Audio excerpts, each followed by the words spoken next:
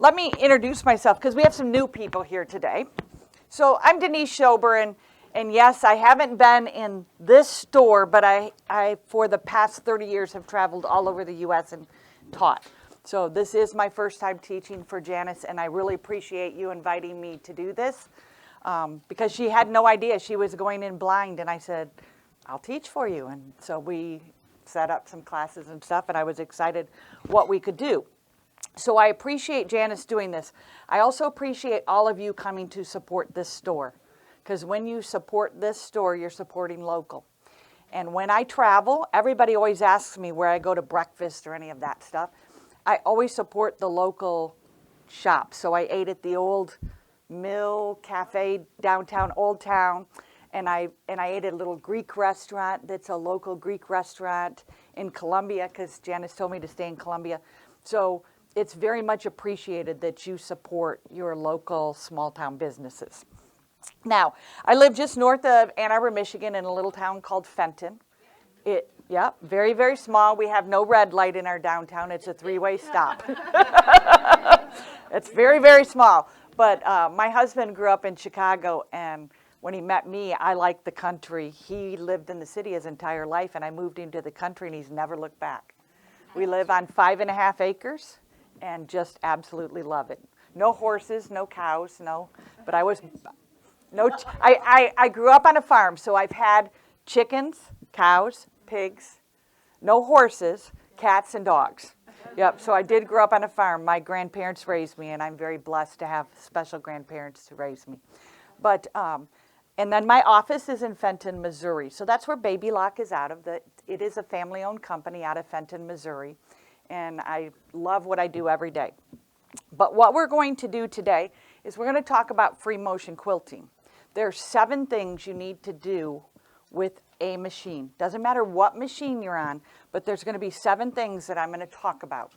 If you forget these 7 things, there's a class on the Sew Ed site called Kiss Your Stash Goodbye,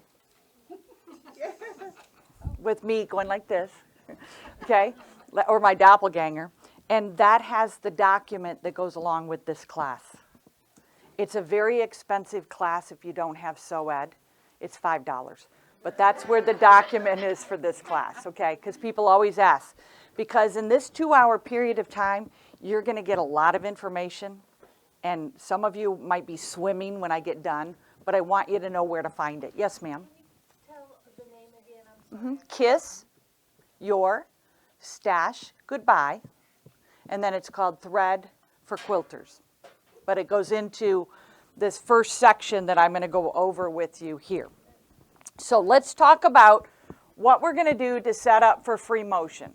The very first thing we're going to do is we're going to need to drop our feed dogs. Now, unbeknownst to people, you don't have to drop your feed dogs. You can free motion quilt with your feed dogs up and change the pressure of your foot. And it's going to depend on what foot you have on your machine. So when I began free motion quilting in 1992, the teacher said, you can't leave your feed dogs up. And I said, why not? I'm the person that gets in trouble because I always say, but why? What I found was without the feed dogs, when I was learning, my fabric went for a ride real fast. But by changing that pressure and adjusting it, I could leave those feed dogs up. And I'm more of an art quilter, although I do all kinds of quilting. So feed dogs drop, give you the movement of the fabric. That's why you'll hear people say, drop your feed dogs. So I'm on the Solaris. A lot of your Baby Lock machines will have a button to push to drop. I get a coffee, Janice. I get a coffee. Somebody's phone's ringing. Oh, you forgot to announce that. No, Janice said.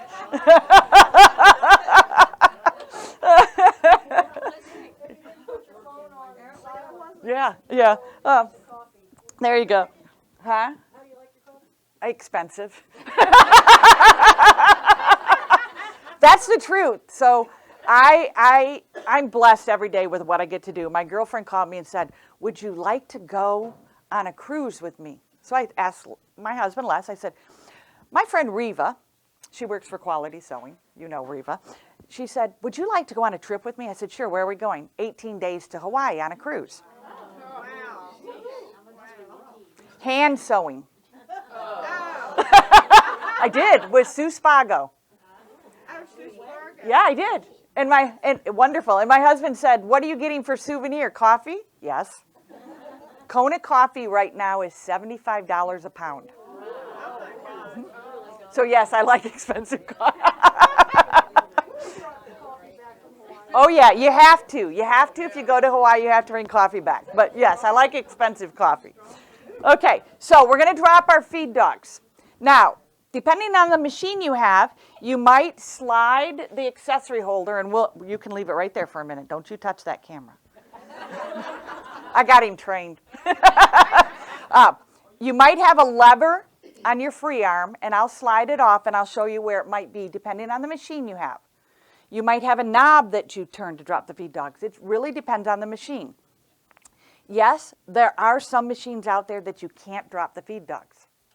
So if you want to free motion, you want that ability. If you can't drop your feed dogs, Janice will take care of you and get you a new machine that you can drop your feed dogs on.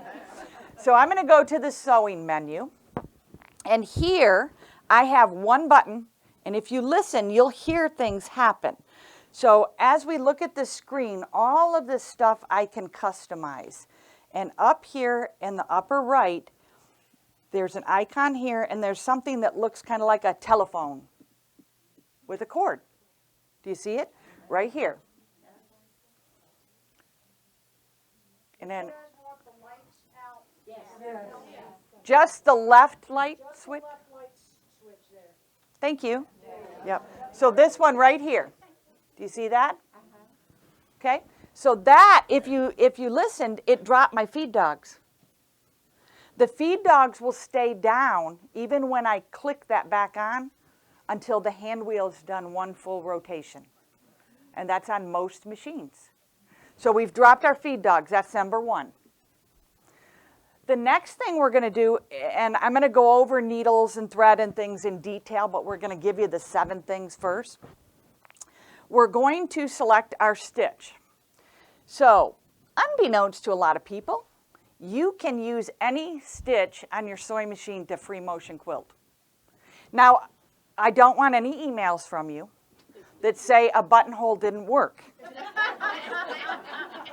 A buttonhole is not a stitch, it's a function. Okay? But I can pick any stitch that I want to free motion quilt. So here, I'm in free motion, and do you notice the O foot is up here? Okay, I'm going to go to the quilt menu. I'm going to select P1, and my foot changed. Okay? Now, if I use that foot, and you'll see the feet here in a minute, if I use that foot with a decorative stitch, I'm going to sew that foot to my fabric. So that's why you want to use that foot in the Q menu, because you can't change that stitch width. It will only ever be in the center needle position, which is a beautiful thing, because I don't break needles or sew feet to fabric anymore. Okay?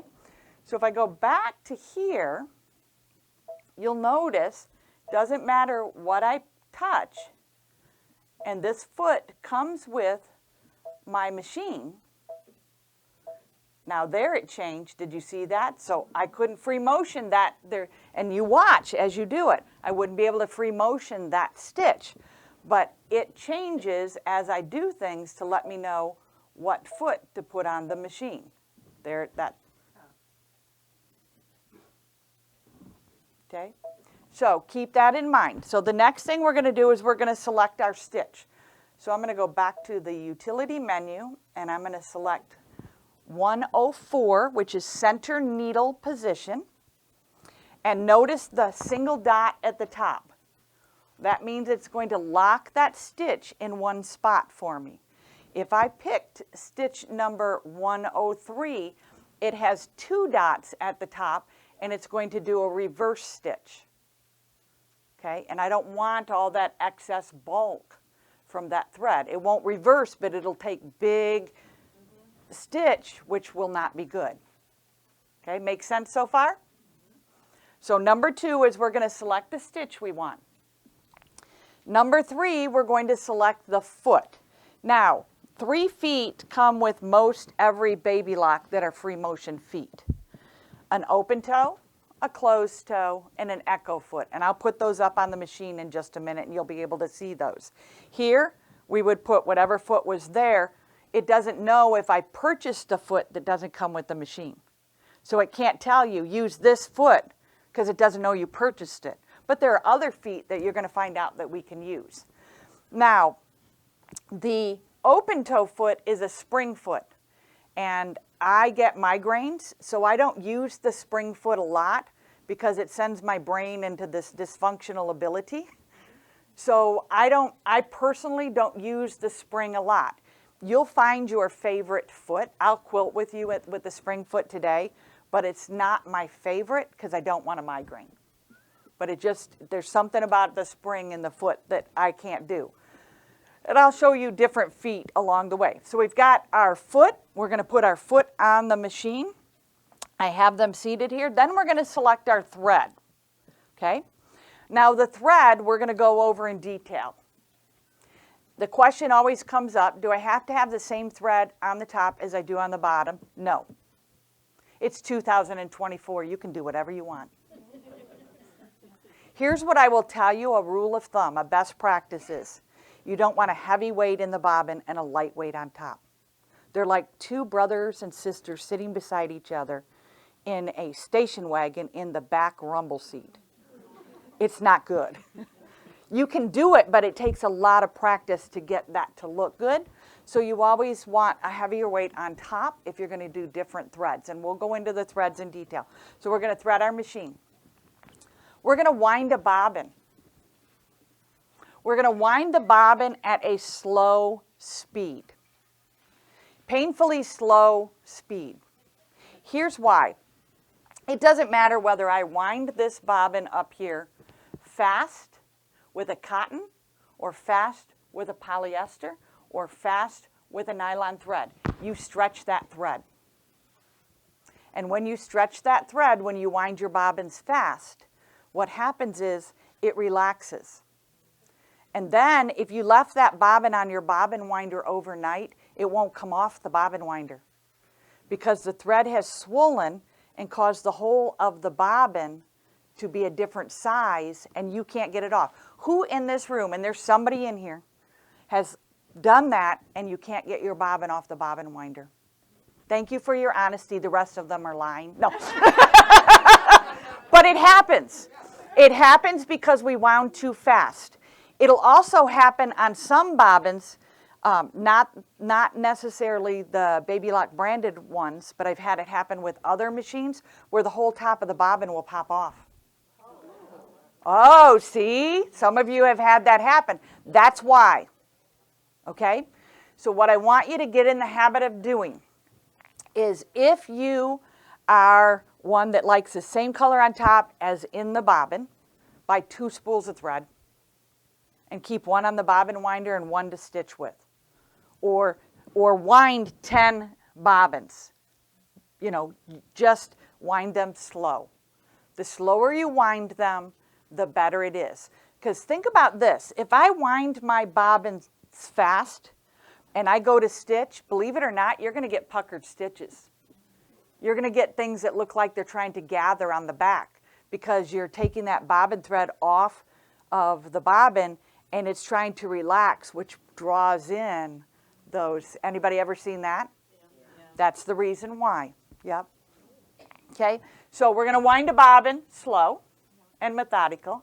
Yes. Now, when you're winding for long arms, should you wind it slow also? Yep. So just so you know, a little history here. And Judy Miller, where are you? Judy knows. She's been in my studio via camera.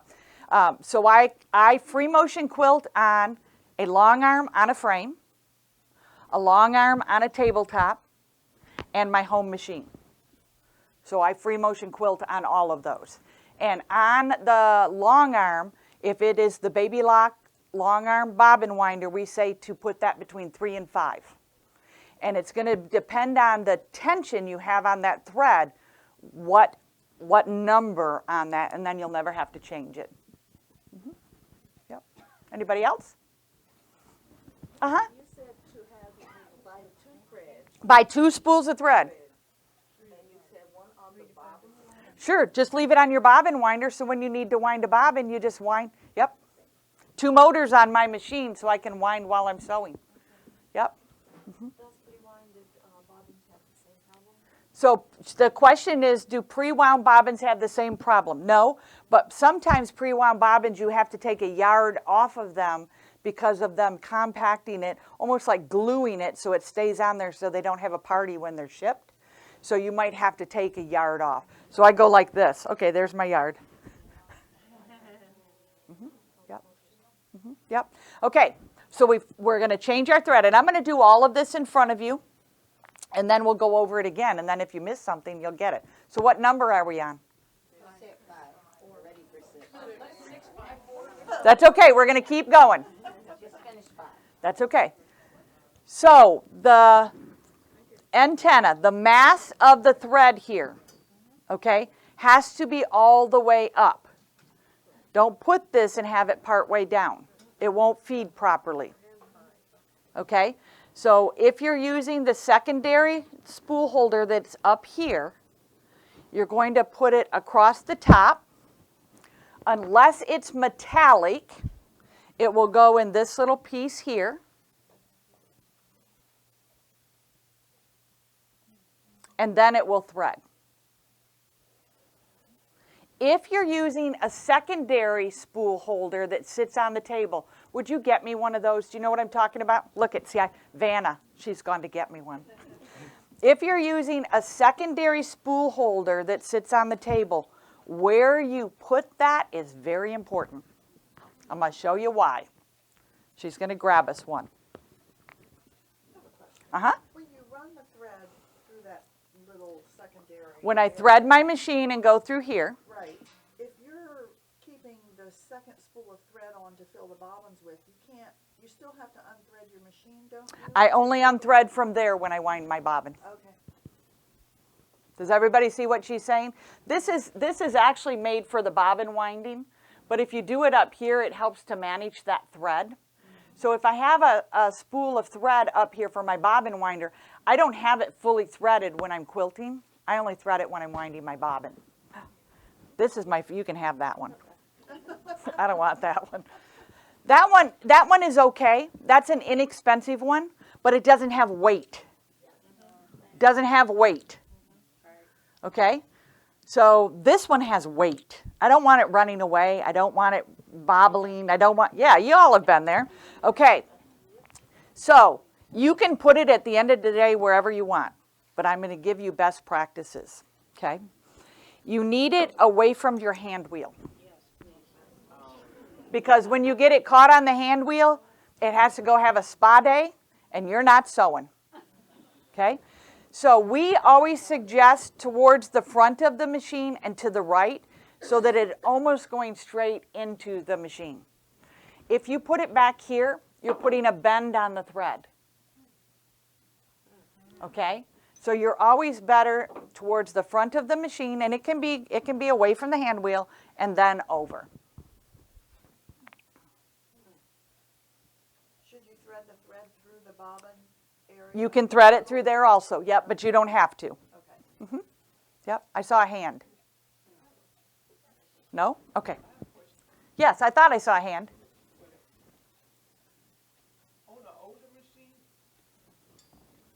I'm still towards the front. The reason why is, who in here, somebody in here probably has got it stuck on the hand wheel. It's ugly. Yes. In the middle, just be careful by that hand wheel, because here's the thing. If that thread all of a sudden drops down from that piece, it just finds the hand wheel and they have a party. Yeah. It's ugly. Yes, ma'am? But I don't understand if you have it in the front, how do you get it to the bobbin stuff? So when I thread here in a moment, I'm going to show you. I got all kinds of threads and stuff up here. I'm going to show you. All right. So we have Talked about the thread mass. That's a really important one. Now, this one is if you have to adjust the pressure on your machine. So there are different weights of batting, which we'll go into batting and stuff also. The higher the loft the batting, the less pressure you want on your foot. Okay? So foot pressure can be adjusted even here. Okay? But this one automatically takes care of it for me, but I can override some things in my machine. So foot pressure on regular machines that you have to adjust the foot pressure, you want the foot pressure at 0. You want no foot pressure on it. And then you'll change that when you do your little sample to figure out, well, I'd like a little more pressure on my foot or none. And it's your choice. I could set up this machine for me to free motion quilt and everything, bless you, everything to be the way I need it to be, but we might adjust it for each of you because you move differently, you see differently, all of those things are variables. And so just know that the foot pressure you may have to adjust. Now on the Solaris, on the Altair, on the Radiance, on any of our machines, going down to the Soprano, they have quilt settings inside of here. So I'm just going to go over the setting pages just to kind of give you an idea of what might we change on a setting page on my machine. And each machine might be slightly different, but most of the things are on all machines, okay? So here, the very first one is my width. I can actually turn this on. Slide your camera to the left just a little bit, Jack. And now my speed control changes my needle position.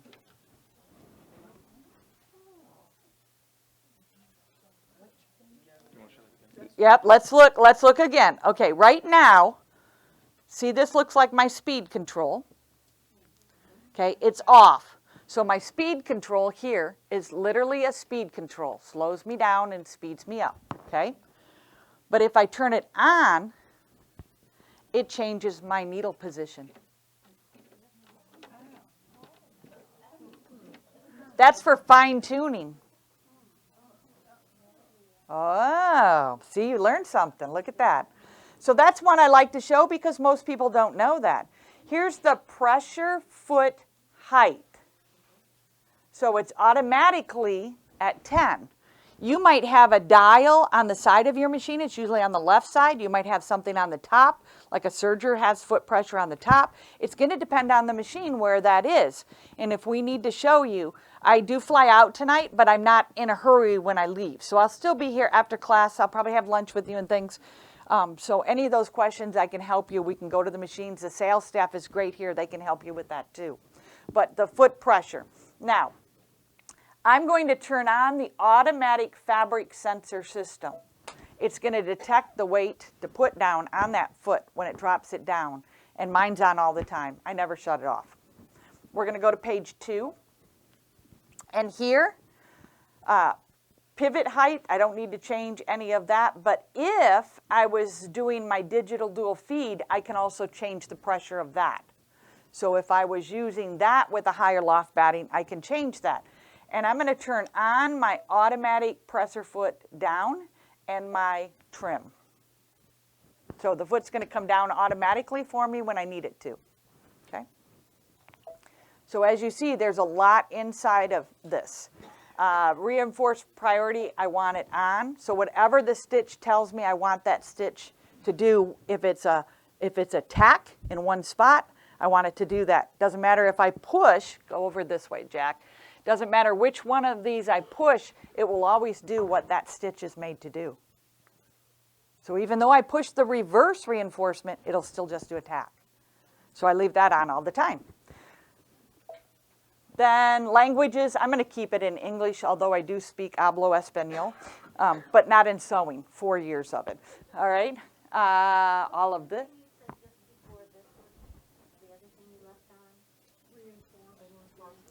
The reinforced priority. I don't think so. Nope, that was the only one.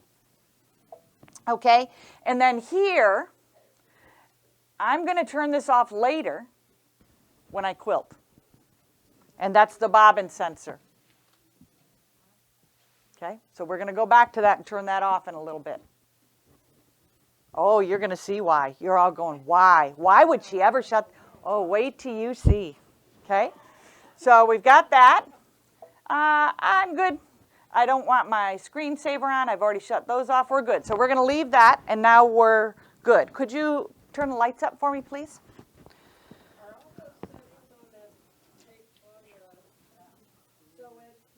Yes, ma'am. There's a lady that sounds just like me that walks you through. This is page 1. You might have heard me before. So people say, I know her voice. Yeah, so yep, they are. Yep. I did, until the Solars came out, I did all the setting page videos for Baby Lock. Yep. All right, you can stay there. I'm going to bring stuff to you. Okay. All right.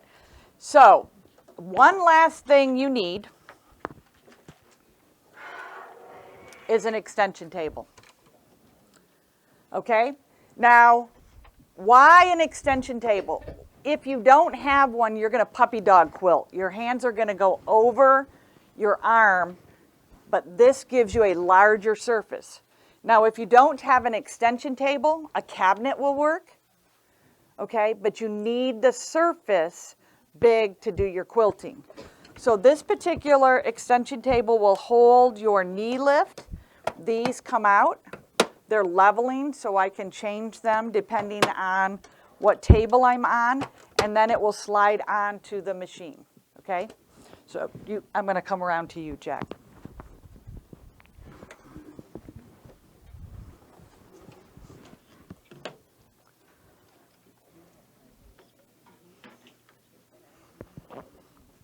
So this is going to slide off.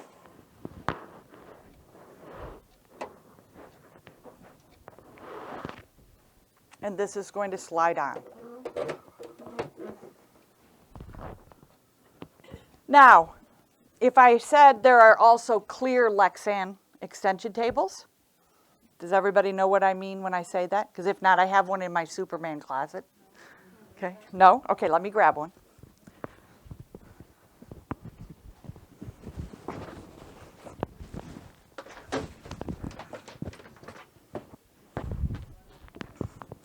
So depending on the machine that I'm on, some of mine are clear. It is big. And the clear ones are larger. So there are different sizes of these depending on your machine. And these are custom cut to fit your machine. Now, here's the bonus with the Lexan one. And I want it all girl. I'm not going to put my cup in the trash because it has liquid in it and, Jack's in the room.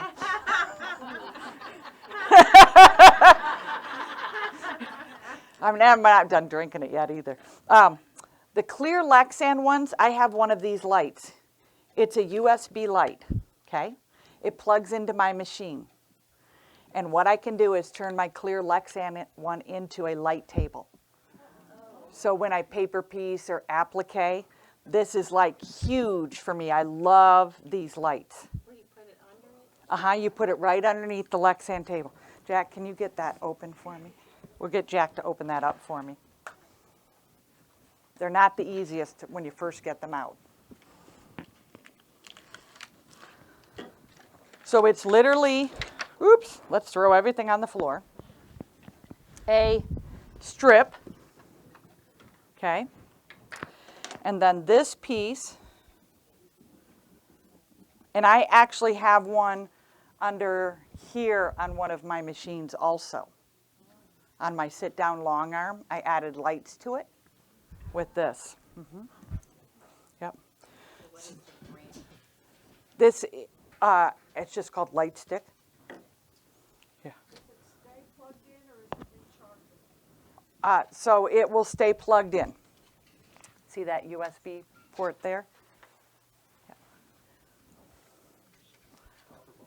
It doesn't matter. He asked what, look it. Yeah, we have 3 of them. Yes. It is a wow. It is a wow. And so I like to use these with my clear Lexan table so that I have that light table. I also have a light table too, but this just makes a good piece. You can unplug it now. Thank you. We actually have those too. Look, I got Vanna here. Save her one, she says. Up front. Light table or this? This one. All right, here's this one. I didn't put it back together again. You have a basket started, Loretta? Did you already have a basket started? Yeah. Of course I have.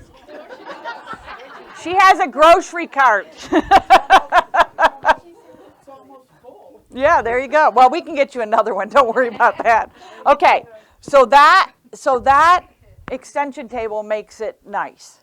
Now, depending on your extension table, this is a Supreme slider. And what this is a Teflon piece that sticks to this. And what it does is gives you the ability to have free glide and takes away these seams in your machine. I actually use I use this large one on my sit down. I have the Baby Lock Tierra and the Baby Lock Regent sit down machines in my studio, and I do use these even on that. And especially when you're doing ruler work, because it covers these seams and those Lexan rulers won't get stuck on that. You can put it on the stand-up long arm as well. Yep. Yep. Oh, yes, it does. Yep, it's called a Supreme slider. I'm going to pass it. And they have them in stock in different sizes, depending on the size of your machine. And then the last thing, and this isn't really for how you set your machine up, but it's setting you up to be successful. There are lots of options out there. So, there are gloves. I personally cannot use gloves. Okay? I'm allergic to elastic. So imagine your world, sorry Jack, imagine your world, ladies, with no elastic. Yeah, yeah. So I had all of my under is latex free.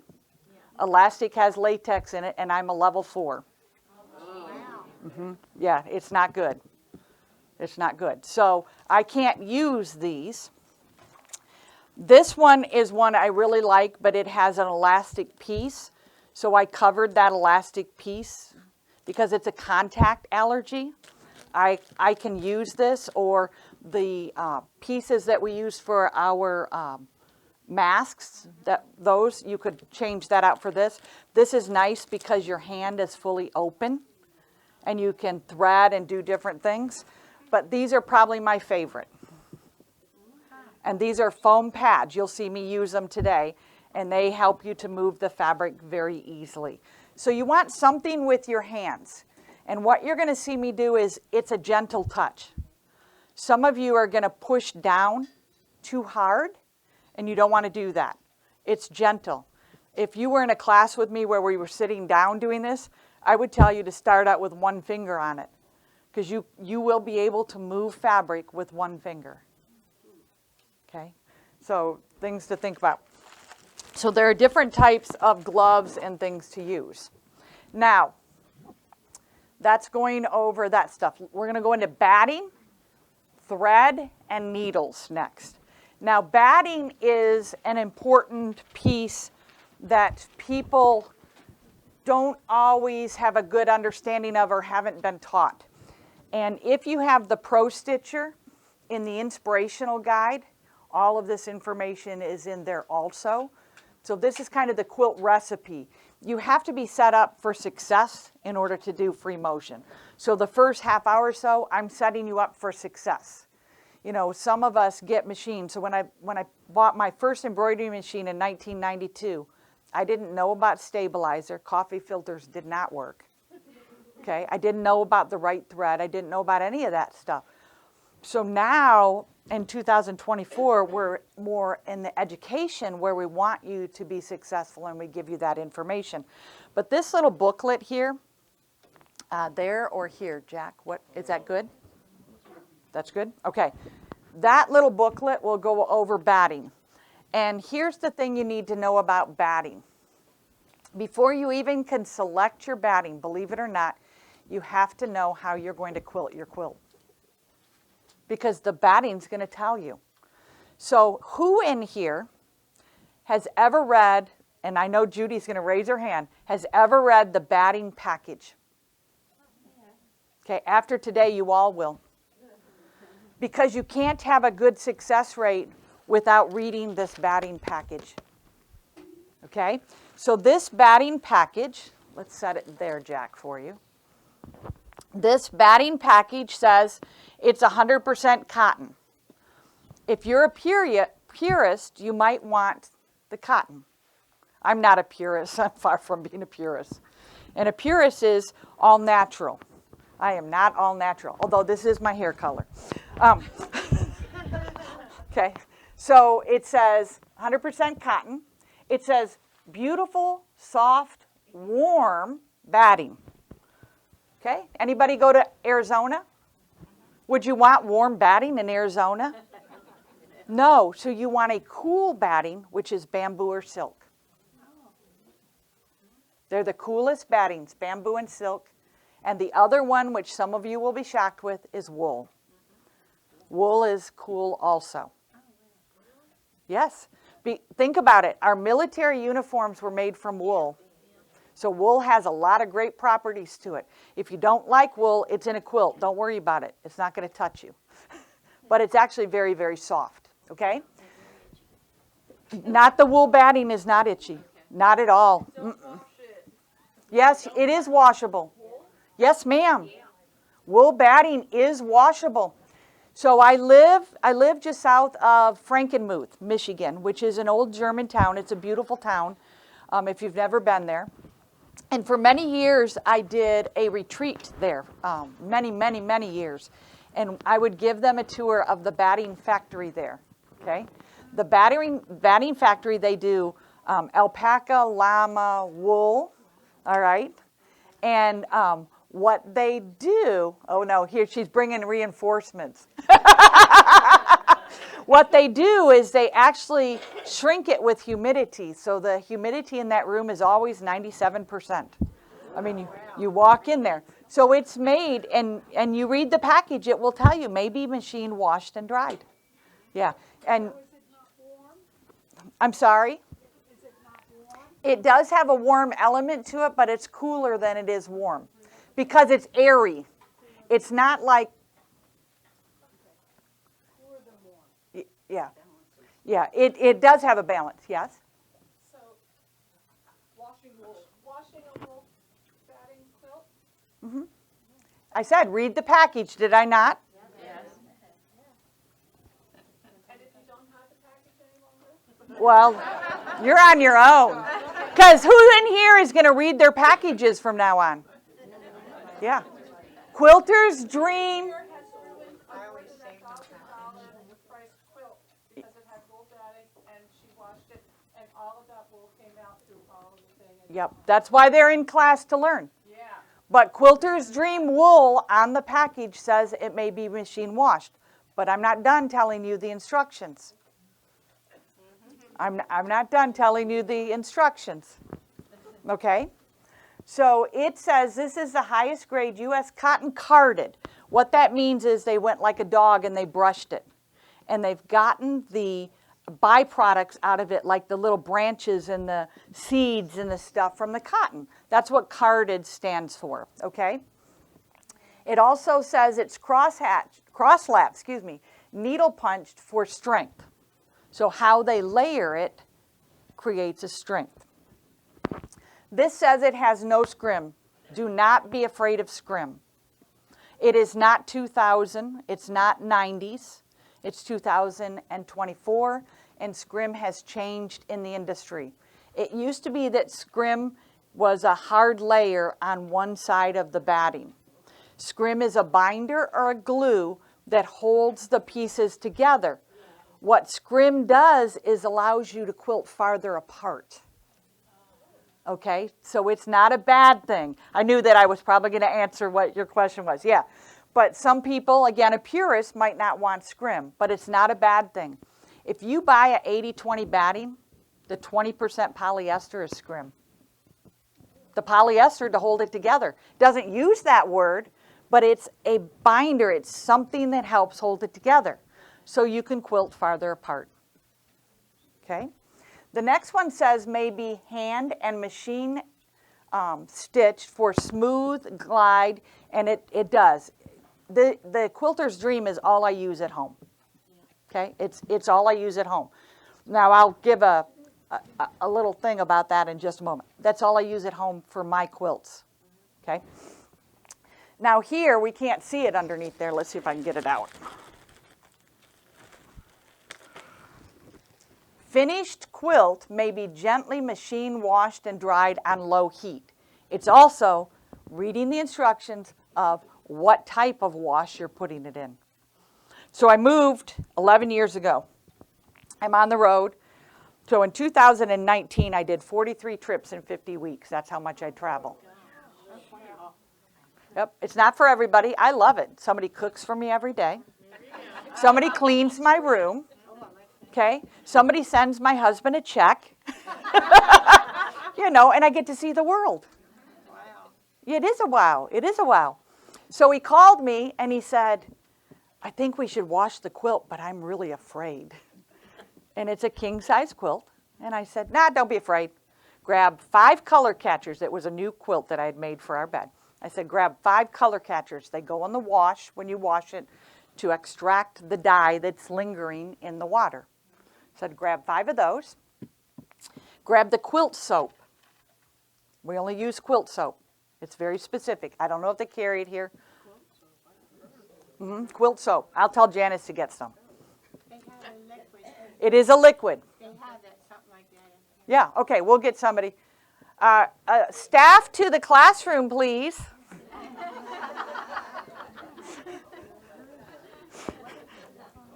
So, yeah, somebody will come and help us. Okay, so that you only need a tablespoon of soap. That's it. Okay? It's very gentle. All right? And so I said, throw it in the washer. Throw it in the washer? So he got really worried. So he threw it in the washer. Everything was good.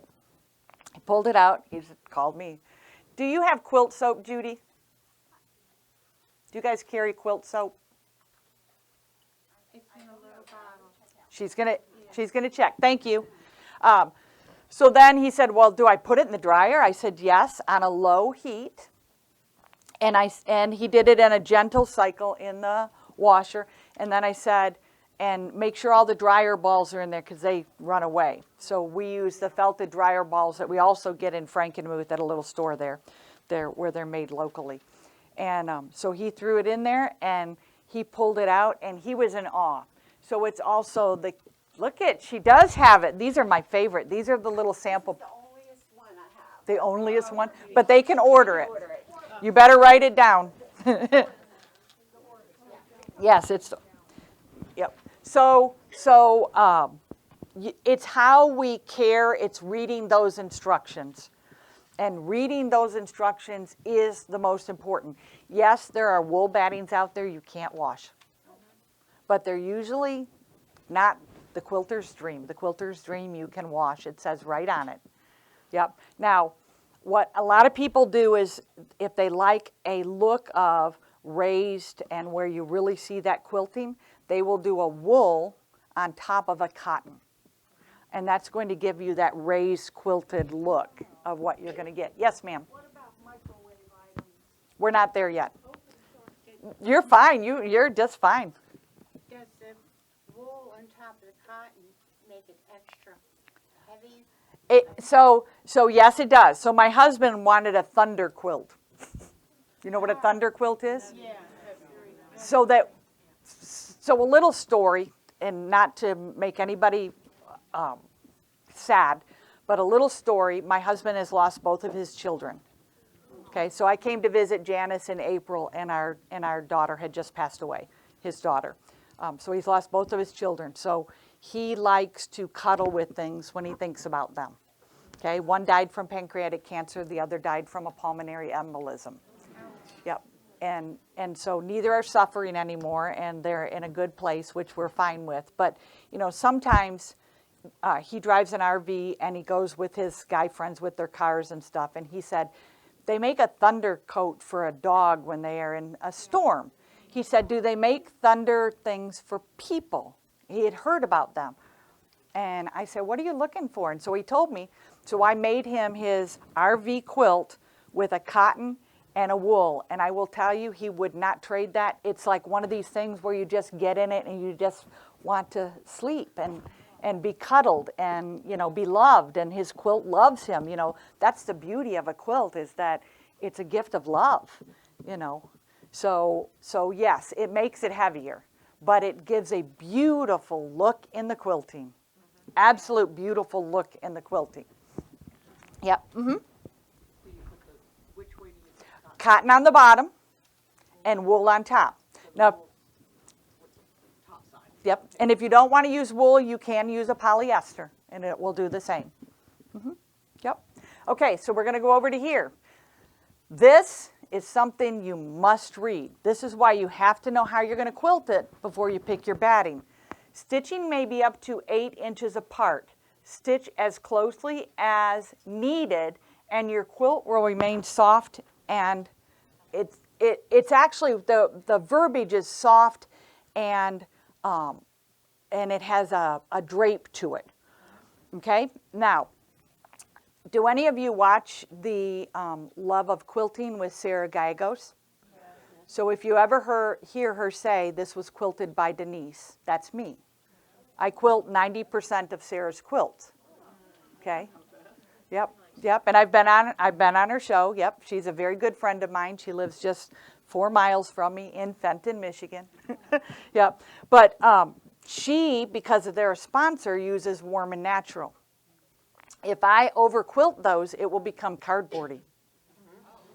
It'll stand straight up all by itself. Because Warm and Natural is made to be quilted farther apart. Okay? So that's hard when I have to use a specific brand for that. But she knows my preference, and she sells it in her stores, Quilter's Dream. I mean, you guys are lucky. Not all stores carry Quilter's Dream. It is my absolute favorite brand. Yep. Yep. So 8 inches apart. Now, antique puckered look, and I've talked to them about this. I don't want my quilt to look puckered. I'd like it to look heirloom. I keep telling them, change that word to heirloom, not puckered. Okay? So that's what they're really trying to say with that. Pre-wash is not recommended. So Ricky Timms is a friend of mine, so I asked him one time years ago, I said, Ricky, do you pre-wash your batting? And he said, isn't that what a bathtub's for? So when it says you have to pre-wash it, when it says you have to pre-wash it, it's because it's not clean. You're doing the work to get all that excess stuff out. So what he would do if he had one is he'd accordion fold it, fill the bathtub up with water, accordion fold it, and just take his hands like this, because you just want to get that excess stuff out of it. I did one once, never again. Never again. And there is some batting out there that says it must be pre-washed. Not in my world. I don't have time for that. You talk about a batting getting ugly, yeah, it's bad. So that's this. Now here's the big thing. Who in class pre-washes your fabric? Then you need to pre-wash everything.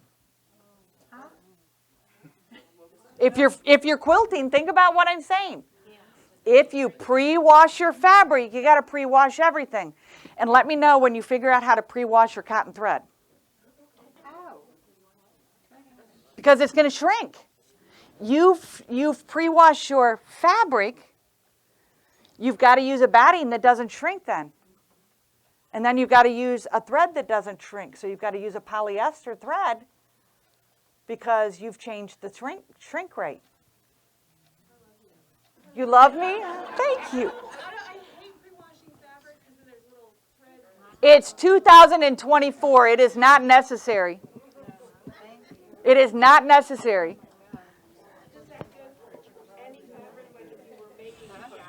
So let's listen up. Does that go for any fabric, like as if you were doing a jacket or something like that? Not necessarily quilting, but just, So I'm going to ask you a question. okay, You ever go to Macy's? I do. Do you buy garments there? I do. Are they pre-washed? I have no idea. No. No. It's how you care for it at the end of the day. Think about what I'm saying. You know, we have been groomed to pre-wash and do this stuff because of turkey red or or different things in the sewing world. But in 2024, things don't bleed like they used to. I'm not saying they don't bleed. Some bleed, but nothing like the turkey red and those other things did. And we didn't have color catchers in the 50s. And we didn't have quilt soap in the 50s. And we didn't have Syntherpol or the things that help us with that dye. So things have changed. And here is what I'd say to anybody. You can agree or disagree with me, and it doesn't hurt my feelings. At the end of the day, you can do whatever you want. I give you best practices. When I was asked to become a quilter in 2007, I looked at my boss, and I said, I'm an embroiderer. And he said, very bluntly, do you want a job? I said, I'm going to learn how to quilt. And I fell passionately in love with it. I make between 10 and 15 quilts a month. I have no fairies. Judy, Judy's seen a whole room filled with my quilts. Okay? I have no fairies. Nobody does them for me. But I speak from experience. Mm-hmm. Color catchers, you buy them in the laundry department at the grocery store. They're wonderful. They're in a red box. They look like dryer sheets, but they absorb the dye. And I probably have 1,000 of them in my laundry room, in a box that came out of the dryer. And I'm going to figure out how to use them. I just haven't yet. Because I don't have the heart to throw them away, and they're all beautiful colors. What about batiks? Because I find that they tend to. Some batiks will bleed more than others. And that quilt that my husband did was a blue batik quilt. It's called, I don't even remember, Blue Railroad or something. And the 5 color catchers caught the dye. And that quilt has been on my bed now for 10 or 12 years. And Is there any other lights in it other than the blue? Yep. There's a light yellowy gold color all the way around the entire quilt. Yep. Yes, ma'am. What do you do with 15 quilts a month? I donate them. What do you do with what? She asked what I do with all my quilts. My quilts get donated. So I use them for work. And then they get donated. So I do memory quilts with t-shirts for people that have lost a loved one. I donate to the American Red Cross for people that its houses have burned or disaster. I donate to the Linus Project, to Quilts of Valor. And then we have a local shelter for abused women and children, and I donate to there. And then Michigan has an orphanage with over 2,000 children, and I donate to there. Every year, we take, my girlfriend Barbara and I, and if you follow our Facebook page for Baby Lock, it's called the Baby Lock Long Arm Quilting Community, and you do not have to have a long arm to learn on it. Again, Judy's been on the group probably since we started it 5-6 years ago. You'll see pictures of where we take hundreds of pillowcases for those children at the orphanage and the foster home. So they all get donated. Yep. You must be fast though. How do you do that and work too? I have a sewing machine in my hotel room. You do? Yes, ma'am. Oh, okay. I have the Aurora, which is the only machine we make with a hard cover, an extension table, a sewing machine, an embroidery machine, and a quilting machine, and it weighs 13 pounds. It goes in my suitcase. It's called the Aurora. Recommend dry cleaning your quilt? I do not recommend dry cleaning quilts because of the chemicals. They're worse than you washing it. Yep. The long arm group is called Baby Lock Long Arm Quilting Community. So I use the color catchers and I wash all my quilts separate. Do I need to do that or do you ever throw them in together? I'll throw like the same colorways in together in the same washer if they're small. Okay. Yep.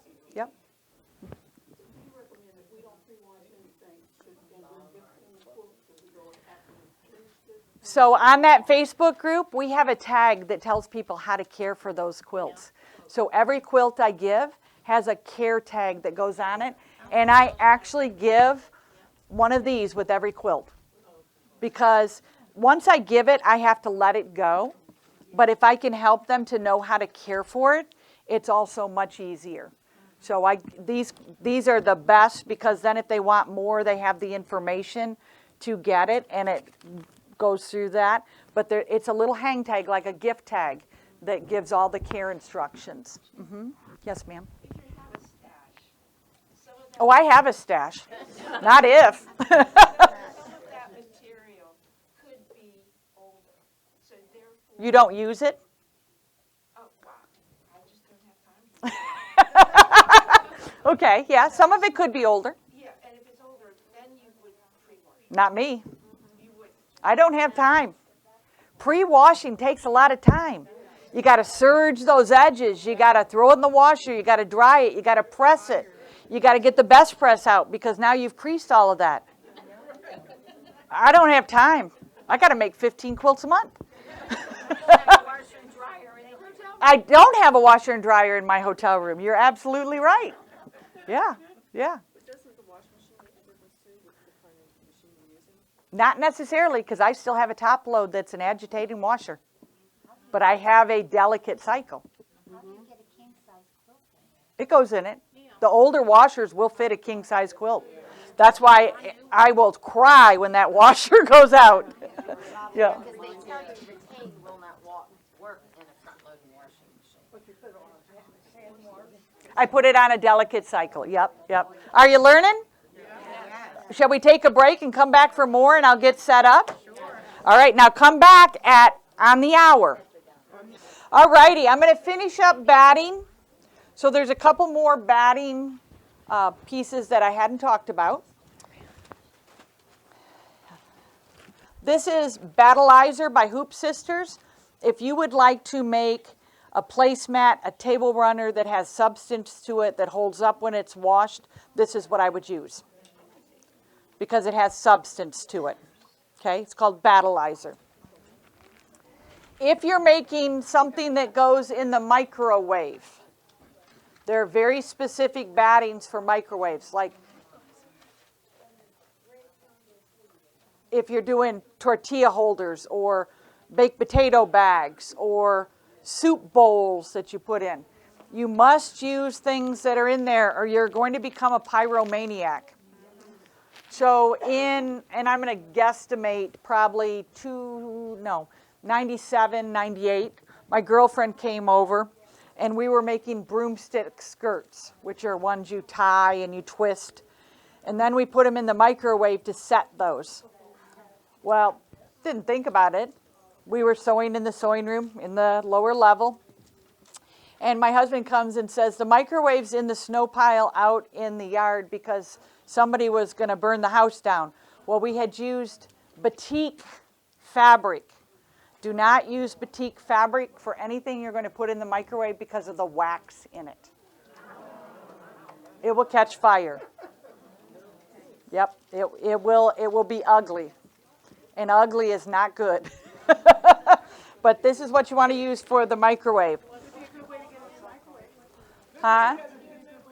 Well, the good thing was that was the countertop one that I used for crafting. The other one was still in the wall.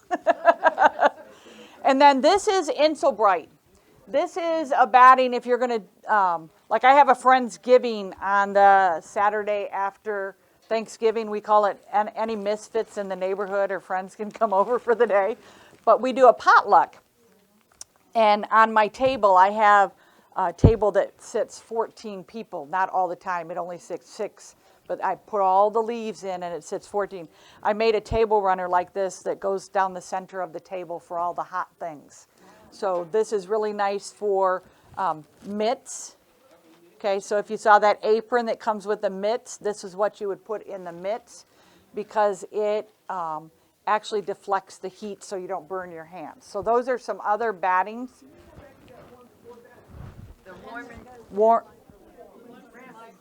This is the one for the microwave. Just a second, I'll put it in front of the camera for you. Yep. And they have it out by the cutting table.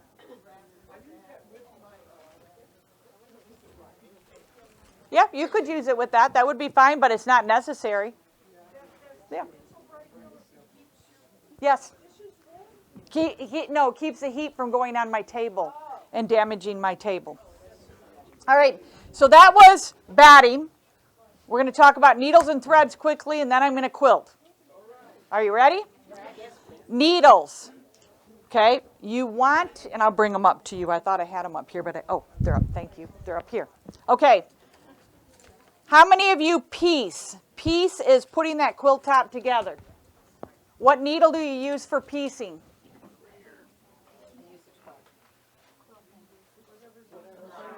Whatever's on the machine. Jack, I have to go now. You're going to teach class. I got this. I got this. Okay, for piecing, you need a pack of quilting needles. They are made for piecing. They make a smaller hole and have a finer point going into your fabric. If you read the back of the package, it says for piecing. Got it? See how quiet they got? Okay, so if you're piecing, now this is a funky color, doesn't matter. I just want you to see. Use a 50 weight thread cotton. The reason why is, you ever heard that word scant quarter? Why?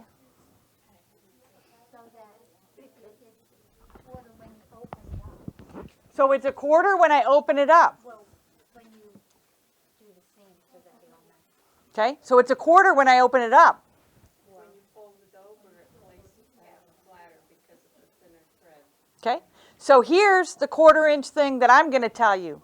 I use the same stitch for everything. Consistency is what's important. Okay, and the lighter the weight, the thread, the less that thread takes up when you press it. So if you did, and I'll just give Barbara, my friend Barbara, retired Detroit police officer, very set in her ways, but I've changed her. Beautiful sewer. So she's piecing, she used Gutermann thread. Because Barbara's, and I'd be very frank, Barbara's cheap, okay, on herself, but nobody else. So for Christmas one year, I bought her 2 spools of the Aurifil thread. We'll get somebody from the store to get me one because I want to show you, or do I have one in my bucket? Is there one in the bucket here? Nope, this bucket. Nope, there's none in there. Okay, I'll get one. All right, so I gave Barbara 2 spools of Aurifil thread. I said, I want you to make a 9 patch, 9 blocks put together. I want you to do it the way you always do it, no different.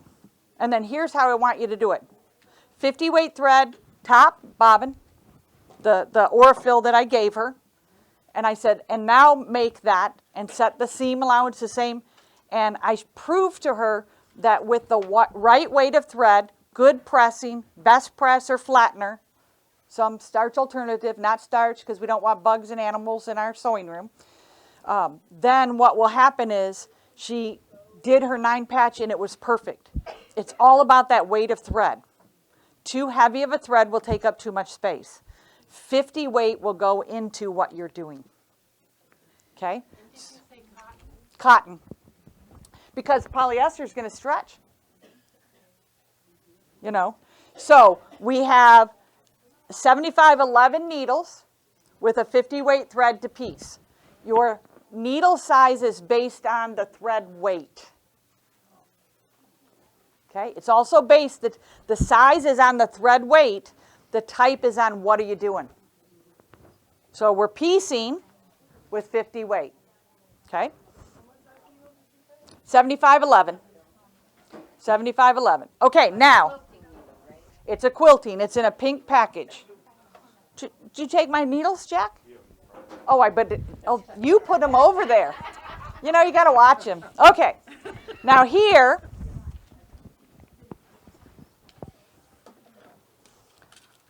these are Microtex needles. These needles are what I free motion quilt with. Nothing less. And what size do I have? I have all the sizes in my studio.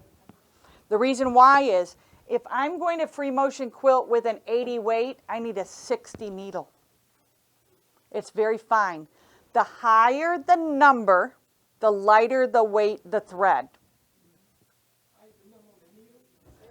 The higher the number, the lighter the weight the thread is.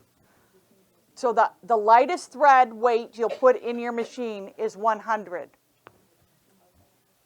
The heaviest weight you'll put in your machine, Lisa or Cheryl?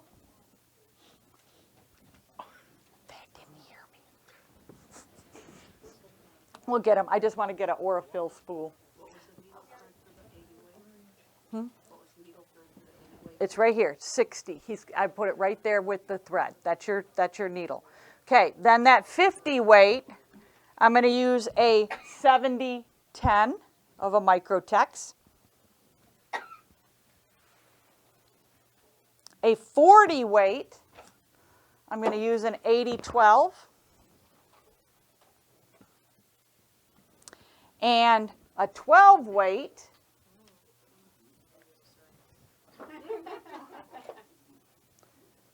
I'm going to use a 90-14. So with this, here's the thing. I gave you an option of where to go. If a thread frays in the eye's too small. Go up a size. The darker the thread, the more temperamental. Okay? Look, she brought, thank you. The darker the thread, the more temperamental. So if I'm using a charcoal, I might have to go up a size of a needle. Red is also temperamental. Okay? So my worst thread that I ever used that I probably won't buy very often anymore was a variegated red and black. Yeah, it was just awful. It was just awful. Now, how many of you, and it's okay, I'm not scolding you, I'm not saying you're right or wrong, nothing like that. How many of you, put the camera up there for me, Mr. Jack. When you put a spool of thread in, you want the thread to come off the spool a specific way. Raise your hands high, it's okay. Okay, what way do you want it? Why?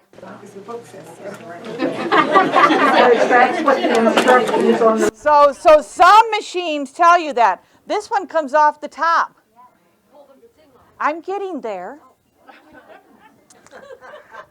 You can put the camera on her.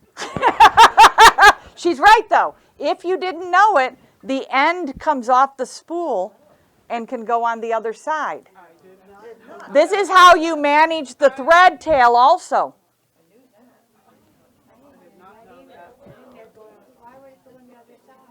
Because somebody wants the thread to come off the bottom.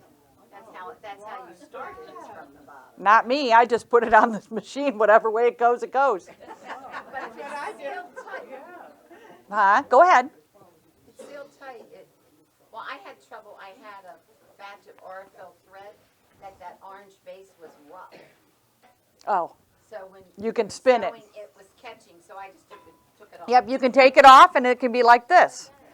And if you use it like this, you're going to use this little gray piece to hold it in place and your large spool cap on the end and your felt circle. The felt circle. I have a felt right there. The felt circle needs to be there so it doesn't do backspin on you. We have them. Yep. So that's how these go. That's why I wanted them to bring me a spool so I could show you. Uh-huh. Back to the needles again over there. Yes. What was the first? This is lightweight thread. So that's an 80 weight thread. It's a 60 needle. A 50 weight thread. It's a 70 needle. A 40 weight thread. It's an 80 needle. And the 90. And that document that goes with that class lists all this out for you. Yep. Okay. Now, I can't hear, ladies. Thank you. Yes, I'm listening.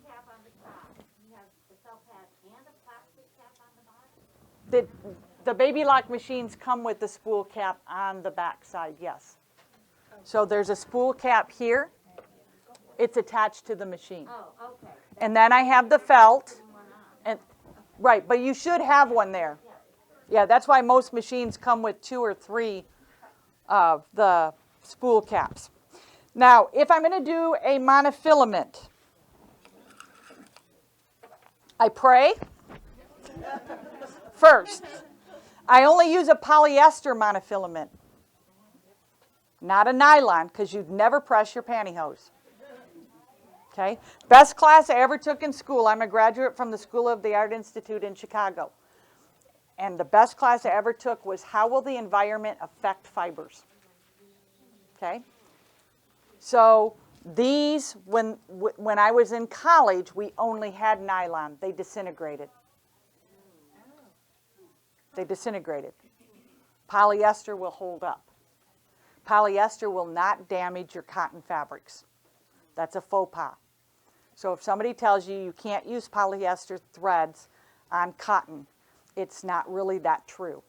It might be for them, but we also took a pair of Levi jeans and threw it in to see how it would disintegrate with the environment. And guess what held up? The seams with the polyester gold thread do not come out. That's all that held up. So that proves that polyester thread will not damage, and it was a fabulous class. I would take it again as an older adult to learn it again because it was so good.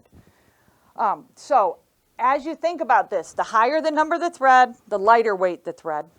The heaviest thread you'll put in your machine is a 12 weight.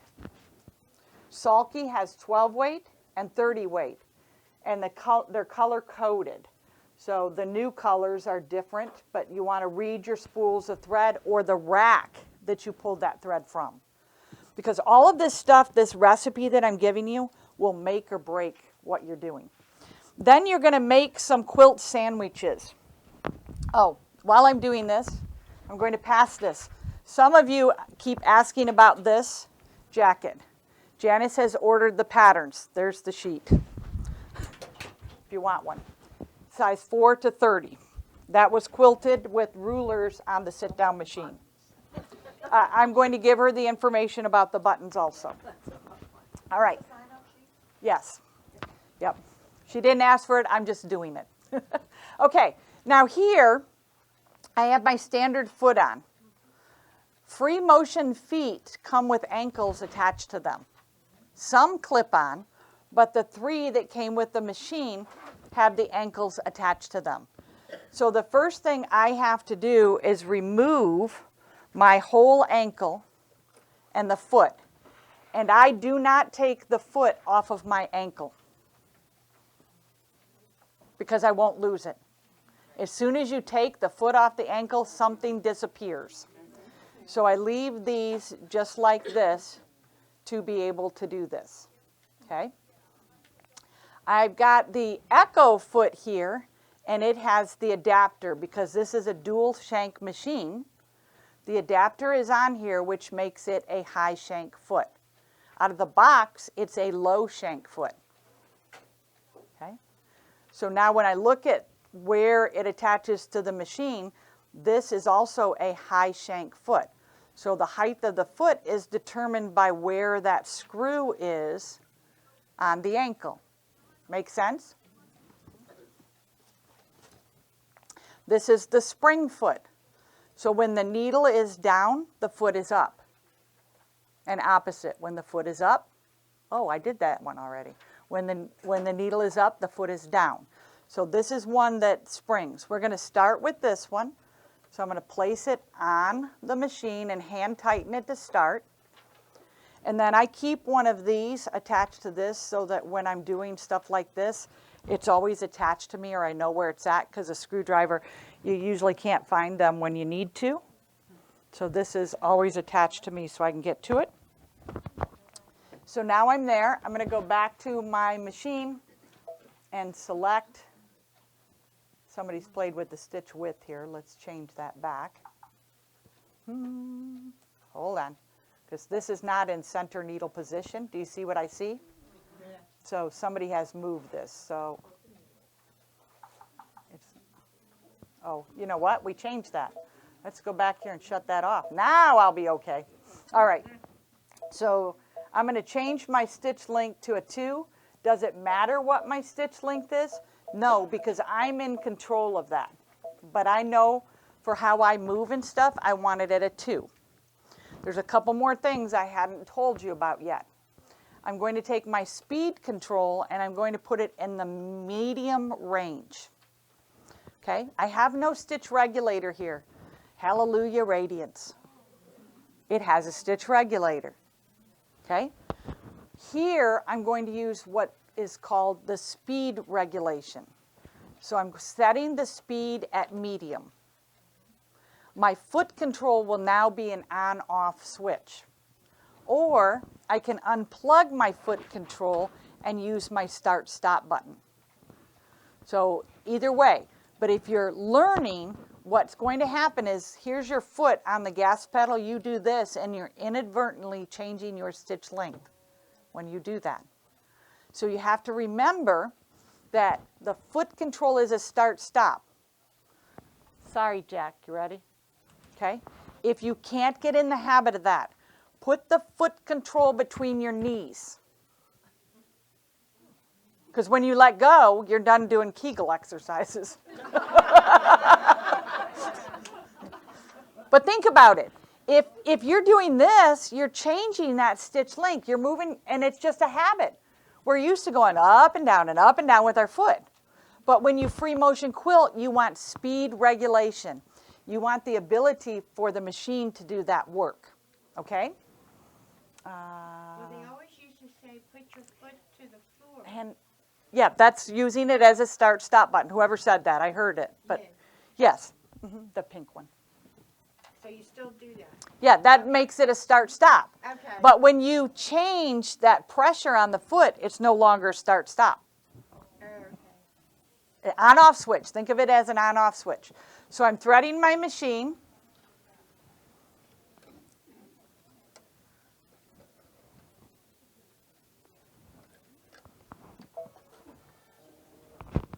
Okay, I'm all threaded. I'll move these out of the way. Now, my bobbin, there should be a purple bobbin over there, Jack. Do you see it? Look at that. This is an embroidery bobbin. He's running away with the bobbin. Thank you. Okay, this is an embroidery bobbin, so I don't want to use that. I don't wind the thread back on when I drop my bobbin. It's not worth the time.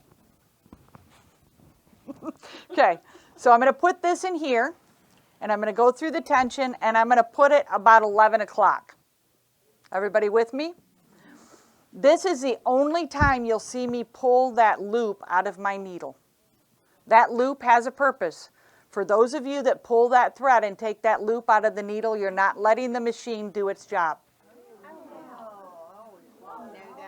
That loop, what that loop is made to do when it's there, it pulls that thread to the back of what you're doing. When you play with that thread on top, it will not do that.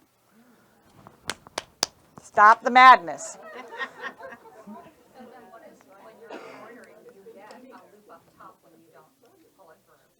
Say that again. When I'm embroidering, if I don't pull it through, I get a loop up top of it. Then that piece can be adjusted, but it's made to do a purpose to pull it to the back. Okay. Yep. All right, so I'm gonna take this thread, I'm gonna put my foot up, and I need to have 2 long tails, about 6 inches. Okay? I'm gonna hold this thread. I'm gonna do a needle down and a needle up, and there's my bobbin thread. I'm gonna hold the top thread in my hands and floss, and I just pulled the bobbin thread to the top. I'll do it again, don't worry. And it's on film. All right, now I'm going to put my bobbin cover back on. I didn't put it on earlier because I didn't want to pinch that thread in there. Okay? So now I have my little scrap, and I make a lot of these little squares that I practice. Mess up your tension without putting it all the way through? I did put it in the tension. I didn't cut it. Oh, okay. I did put it in the tension. I didn't cut it. Yep. Yep. All right. So I make these little pieces for me to do, and I have silver and gold Sharpie markers, and I will write on these. I will say what weight of thread I have. I will say a top, T, 40 weight, 30 weight, whatever it is. Bobbin, whatever it is. Needle, whatever it is. That's your recipe. Okay, my grandmother passed away March after I was married, and I wanted to take all her handwritten recipes and make a cookbook for everybody out of them. And my aunt was all excited about it, and things are odd when someone passes away, which I understand.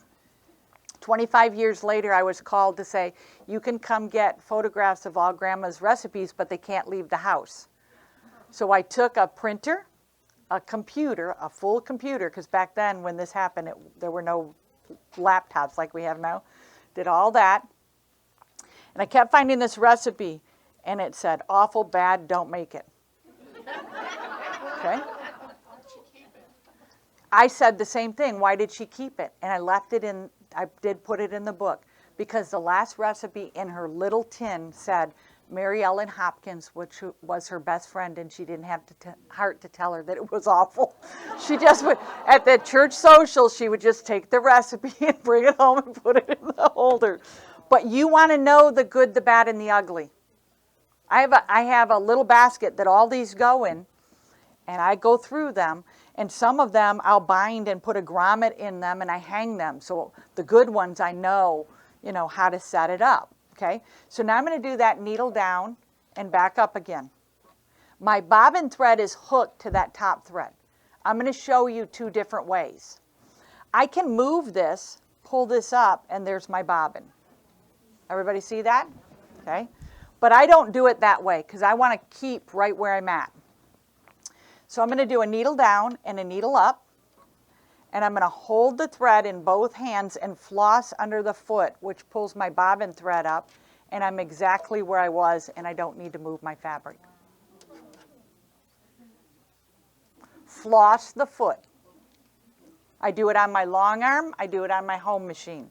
Now I have these nice long tails, and I did not bring it in here, but if I was at home, I have the pink Floriani Perfection tape.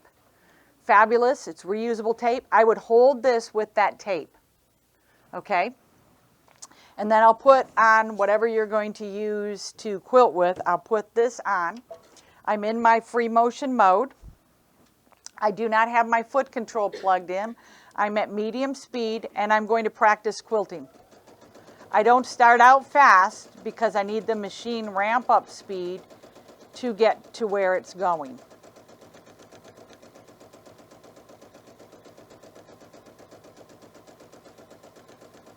I'm not in a hurry. Do you see how slow I'm going? There's no race here. Put as much time into the quilting as you did for the quilt top. Think about what I'm saying, so don't rush it. And my needle is between my hands.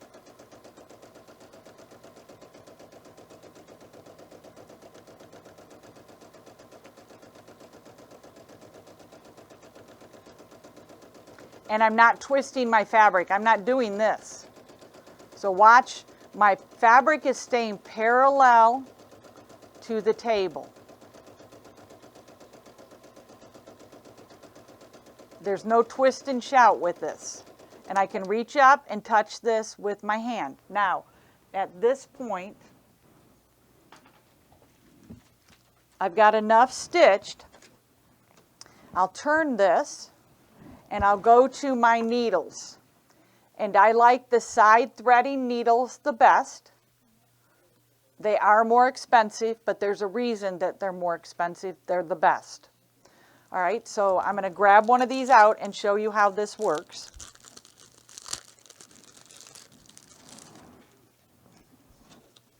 And whoever buys this, I will put my needle back, but I just pulled it out to demonstrate. Okay, so I'm going to grab these threads. Are you on with the camera there, cameraman? Yeah. Okay. This needle has a slit on the side of it. I'm going to slide the needle down on the side of that thread, and I just threaded it. Be still, my heart. They sell them here. I pulled it right off the wall. Huh? I said I love stench needles. They're fabulous. These thread from the top. They used to be called handicap needles. That's no longer politically correct. They're now called self-threading. But now what I will do is I will take this piece, and I'll keep my hands out of the way so Jack can get in there. I'll bury it in the batting. And yes, I could lift this up, but if it was a big quilt, I can't do that. I want that needle, the full needle, to be in my fabric. And now I just buried my thread.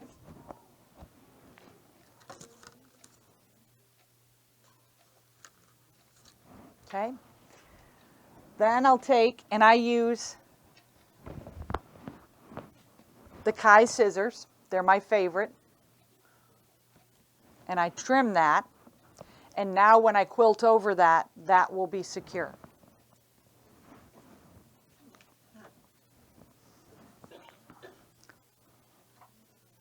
Oh, I forgot I don't have my foot pedal on. So I can do little E's. An E is a great way because it's a connector. It's also a continuous line design.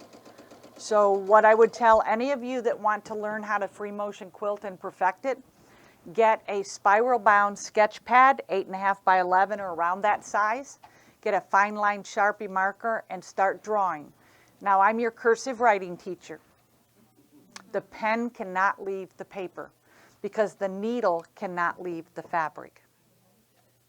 So just start sketching. I still have my first sketchbook from 2006 of my free motion quilting, and I go back to that and I look at what I did. Now that's just straight stitch. Make sense? Now I'm going to thread paint. So some of my samples up here have some thread painting and things on it. So I'm going to go to a zigzag stitch. So I'm going to do number 9. I'll leave it at the width that it's at. And now I'm going to free motion quilt, but this time I want my foot control. See if I can do it without seeing. I did it.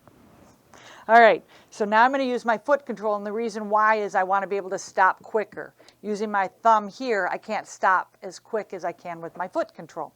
So now, if I wanted to go around an applique, I'm creating a satin stitch around an applique. Or if I wanted to free motion put somebody's name in their quilt, do you see how I'm making? And this is 30 weight Salky blendable. Now I know how this stitch works, but you might not. So what I would tell you is draw a square on your fabric.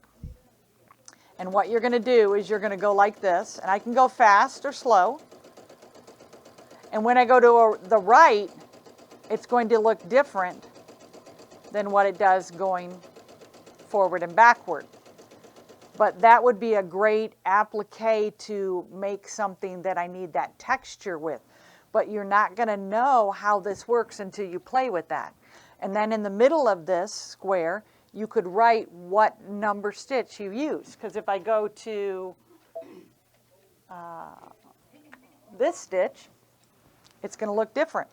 So let's go to the right. That part might look the same, but let's see what happens when I go this way. And I'll move so Jack can get this in your picture for you. So I could make grass, seaweed, any type of texture that I'd like with my decorative stitches. What stitch was that in the last? 317. Show them the stitch, if you would, Jack. Every stitch will look different, but until you try it, you won't know. Now, also notice I have that open toe foot on.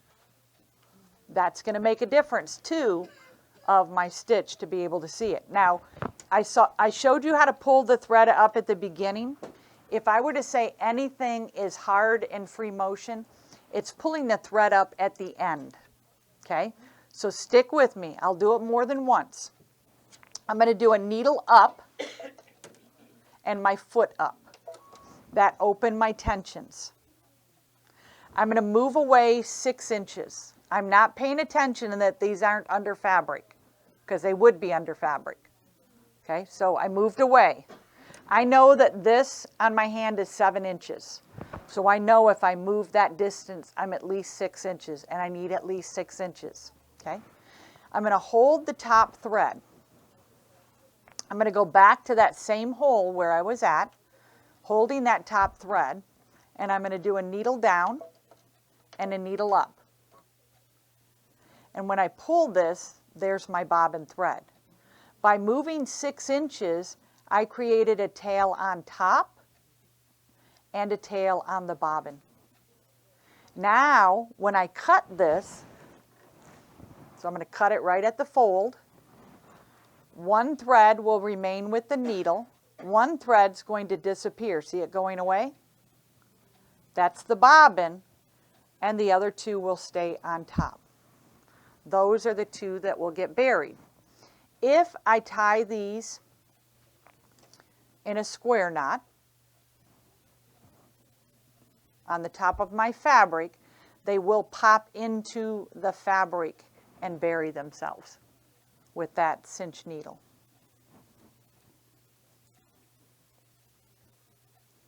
And then I can bury them.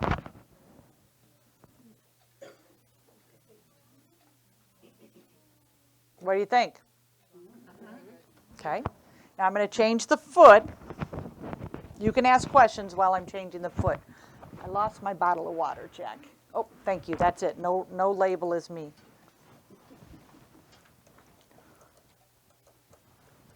So you said it was 30 weight thread. What size needle did you use? Because it's like in between. 9014 would be, yeah. Or you could use a 8012, but the blendable being variegated, I like to use the 9014. You're welcome. Is All right. all this in that thing where we can go watch it again? Yes, ma'am. With a video with a lady that looks a lot like me. All right, I need my other foot. So let's do the echo foot next.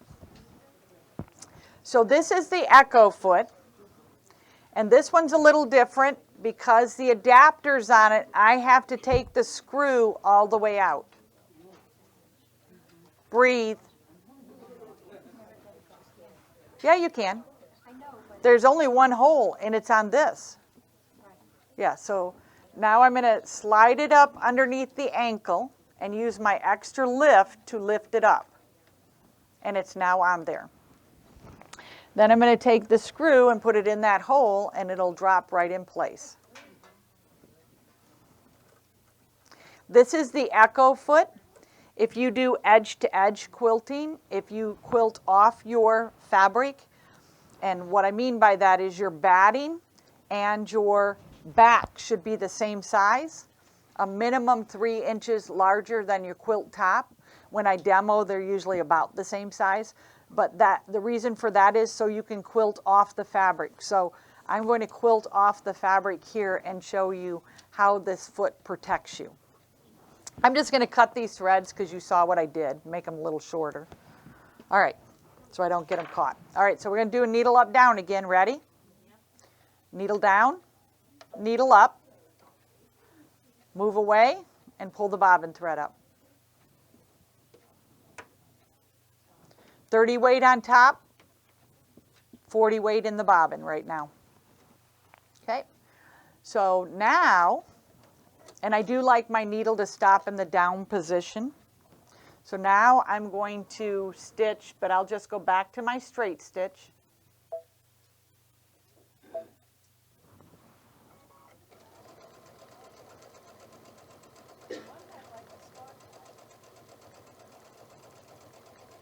Notice how my hands are flat. So if I'm using these, that's why I like that, because my hands are flat.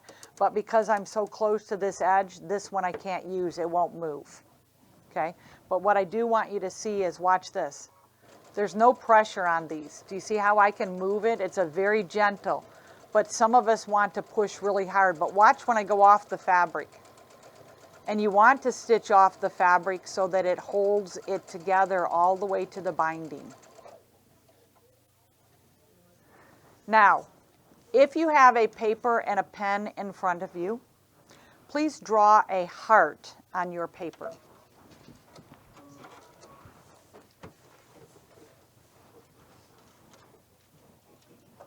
Okay? Nobody had any difficulty with that, right? Everybody was good? All right. Now, I would like you to draw 3 consecutive hearts that are connected together without lifting your pen from the paper.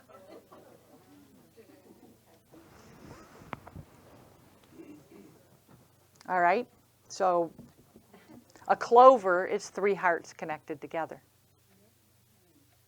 Now watch my hearts. So I drew a line. It's got an undulating curve.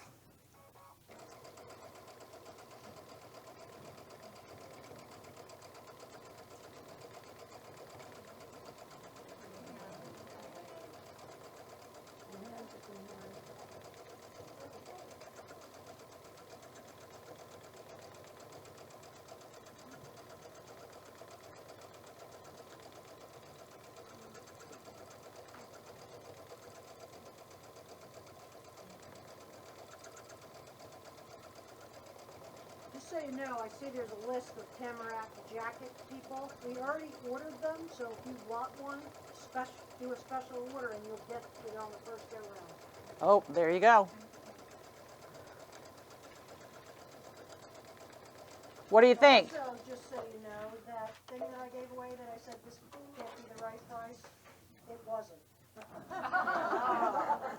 I didn't think it was when you said that. Yeah, when I saw the price, I'm like, wait a minute, this can't be the right price. So we readjusted and we have them to sell. So do you see my heart? A feather is just a half a heart.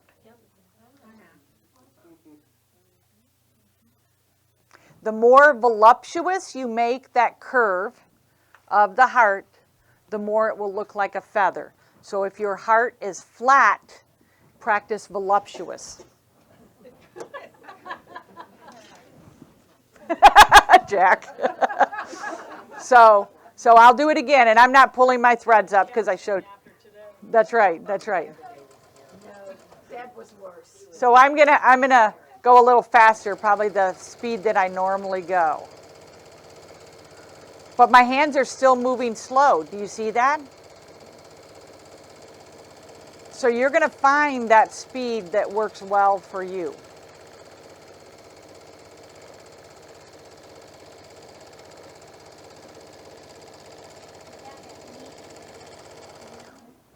This is just above medium. Mm-hmm.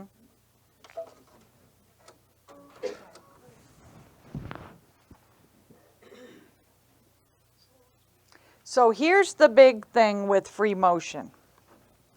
Okay, for me, I do it, oops, I lost my battery pack.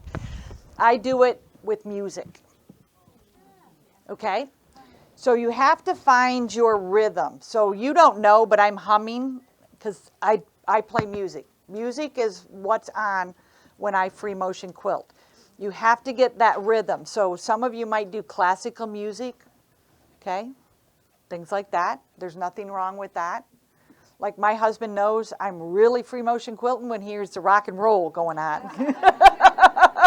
You know, so you have to find a few things. One, you have to find that zen. You have to find what makes you comfortable. When you find yourself grasping this, okay, you got to tell yourself, let go. When your hands start sweating, you got to tell yourself to let go. Because my hands are very soft on that. They're not heavy on that. So this particular one, and some of you were not here, so some of these you've seen, some of these you haven't. This is a fun way to just take some strips and do a raw edge applique on it and practice free motion quilting, holding those pieces down. And you can pass these, just watch your ink pens is all I ask. Okay, this one is entirely free motion quilted. So the moon, and I'll take it over to Jack here so that you can see. The moon is circles. I'm going to help you with your circles. That's what I'm going to do next. So see the moon? They're not circles, they're figure eights. Okay. These, the clouds up here, or the sky, those are cinnamon buns. How many of you have ever made a cinnamon bun? So my mother just hated when we did cinnamon buns because she was meticulous. We'd all get a 9x13 pan, except for I got a 9x9 because mine were not in a row. Mine were not all the same size. They were very artistic. So these are cinnamon buns. So let's look at how to do a circle. And this takes practice. Lots and lots of practice. Find yourself something, and we'll just lay this down because it's just going to keep doing that. Find yourself something that, whether it's a practice panel, these are not cheater panels. We do not cheat, we practice. Okay? This is a panel. I put a false back on it, but those are all circles. So I did those just practicing my circles. And believe it or not, I told Siri to play We'll Go Round in Circles. And that's what I quilted them to. So when it comes to circles, if you're going to practice on a piece like this, again, draw a space. Give yourself a confined space to do this in.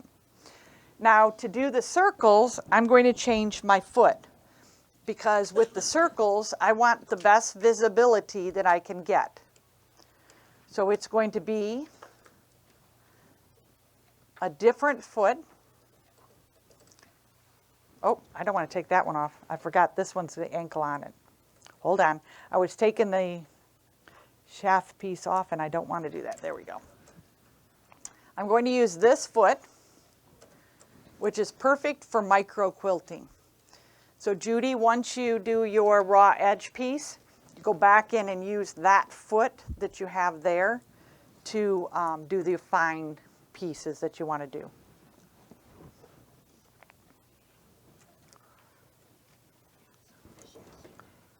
Huh? Oh, I thought somebody was talking to me. Okay, let me get this one back in. Does it have a name? Yep. It's called a C. C is in closed toe. And you must be in center needle position. So this is where I go to my Q menu and I pick stitch 01, which tells me my C foot.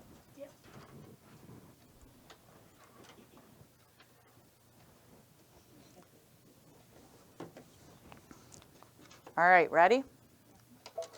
Again, I'm not going to pull the thread up. I'm just practicing. I know how to pull the thread up. And I'm going to slow it down a little bit. Brad is videotaping this, just so you know, that he is making a video that'll be on YouTube. Yes. Yes. So if I did a circle, I have to cross over lines.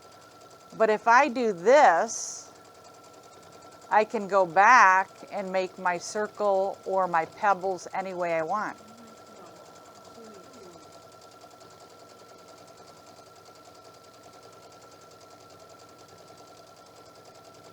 Do you see that?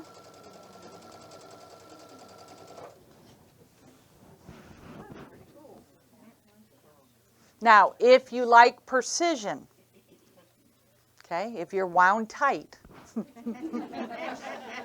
get rulers, because rulers will give you that. The other thing is, you could draw a line on your fabric and do one up and one down, and one up and one down. I don't think I have anything that'll write on this. Let's just see if it'll show up. I'll show you. Can you see that line on my fabric? He's got to get the camera there. Yeah, sort of. Okay. So one on top, up, one on the bottom. One on the top, come back around, cross at that intersection of the line, and there's my circles. And you think I'll make precision circles? Yes, you can with rulers. I don't try to be precise. I want people to know that a machine didn't do it. You can sure tell mine ain't You just said on the settings page, you turned off I love that. the slider thing, right? No, I was just showing you that. I put it back on again so I could have my speed control. Yep. Yep, it was just one of those that's usually a wow, aha moment that people didn't know about. Yes, ma'am. I wanted to know about the bobbin, you said slow it down. When you wind it. How do you slow it down to wind it? I will show you. I have an empty bobbin. I was waiting for somebody to ask. I'll tell you. So, we're going to wind a bobbin. I have a bobbin on the bobbin winder. Okay? Do you see that? Jack's on the bobbin. Okay? I'm going to push the bobbin winder over. This has 2 motors. Any machine that has 2 motors, when I go to my machine screen, I'm going to slow down the bobbin winder. If your machine doesn't have 2 motors, you slow the bobbin winding down with your speed control. Yes, it's that easy. Yes.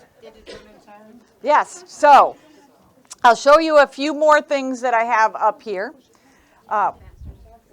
So this particular one, and free motion quilting is done by you moving the fabric where you want it. Okay?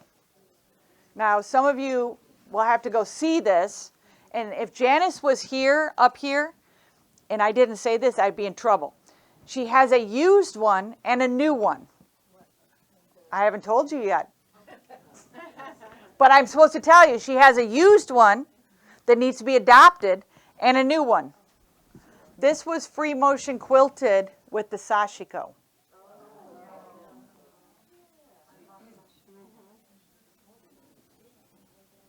See around the wine glasses? Get real tight on those wine glasses. And the wine bottles? Okay, stop right there. Don't move. Step away from the camera. Yeah, do you see that though? So you can free motion quilt also with the sashiko. And 2 years ago, the award-winning quilt at the quilt show was quilted on the Baby Lock sashiko. Yep. Yep. Okay, this is a long arm ruler, but can be used on this with the high shank ruler, okay? It's probably my favorite ruler. If you were going to start with any ruler, I would always tell you get a straight one. Because if I'm doing ruler work on this, I can follow along my house this way or this way and get those straight lines that I'm looking to achieve. So some of this will be easier to see on the back. Some of it was done with rulers. Some of it was done freehand. Some of it was done with decorative stitches. So there's a lot entailed in this little piece that you really don't see until we turn it around and show you the back. Do you get those corners straight like you did the binding? You stop and turn your... Yes, you So can do there's- that. Yep. Everyone's always on them. You still have that used sashiko that needs adopted? I think I do. Okay, so she still does. Yes. So why is it that you turn off the bottom section? I'm getting there. We're not quite, we're almost there. Yep. Almost there. Okay. So I'm coming back to you, Jack. So I'm going to quilt this quilt top. It's a t-shirt. Okay, and the t-shirt might move, right? All right. So 2 things. I'm going to practice before I stitch it. So I'm going to go and cut the thread here. I'm going to go back to my setting pages. And I'm going to shut the bobbin thread sensor off.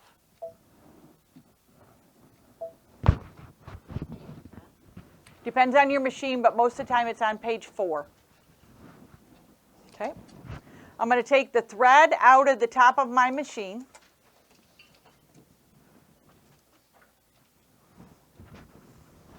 And I'm going to practice quilting this without any thread.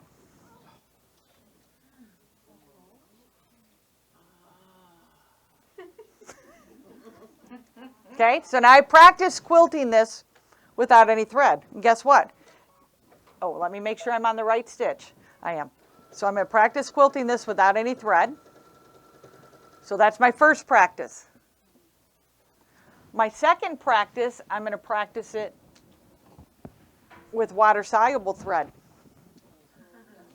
In the bobbin only. In the bobbin only.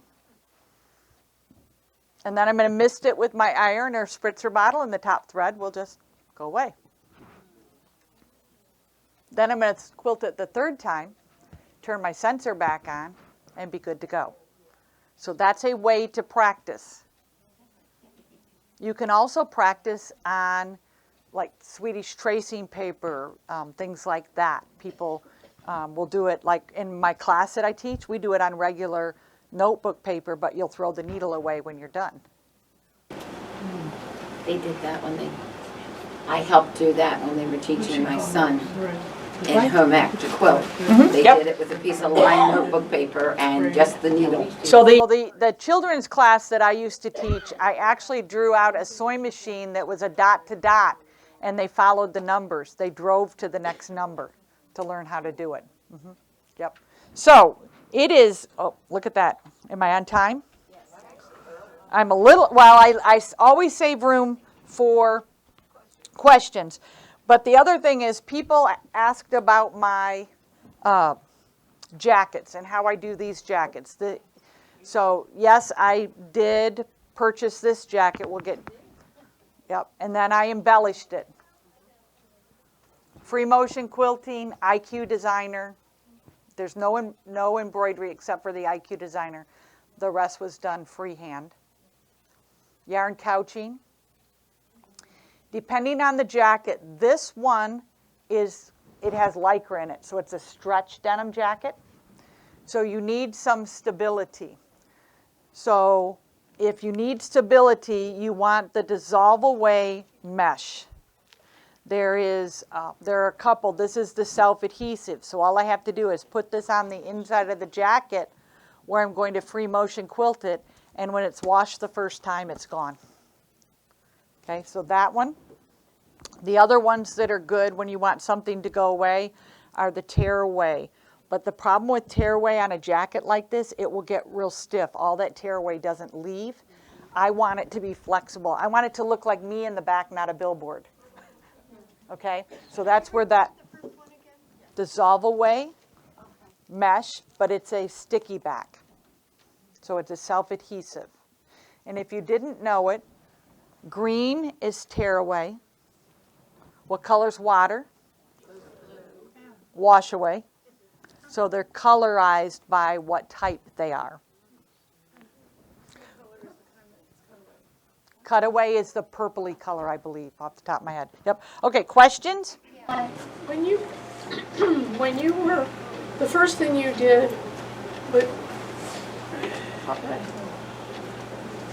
you said something about the bobbin sensor. Yes. Where, It's in the setting pages. what page? 4. On the stabilizer, Uh-huh. do you just use Only need one because the denim is stable enough. It's that stretch that I have in it. So I use this a lot. suppose you were doing the applique, you were doing an intense embroidery, would you still just use one? I sure would. Thank you. Can you explain again, why do we have to turn this? So I turned the bobbin sensor off because there's no top thread. So it's going to bark at me for days and say, hey, you're missing thread. Hey, you're missing thread. Hey, your bobbin's out. Hey. So by taking that off, I don't have to worry about it. And I didn't even remove the bobbin. The bobbin's still in there. I only took the top thread off. That's where you practice? That's why I practice. And that's a way to needle punch something and make your own stencils too. They carry the golden threads paper here. You can make your own stencils by needle punching golden threads paper. You take the sensor off the bobbin, so that you can do that. It does it for both the bobbin and the top thread, yep. Where do you get the pads that I was using? These are actually on the wall. That's the pad wall over there.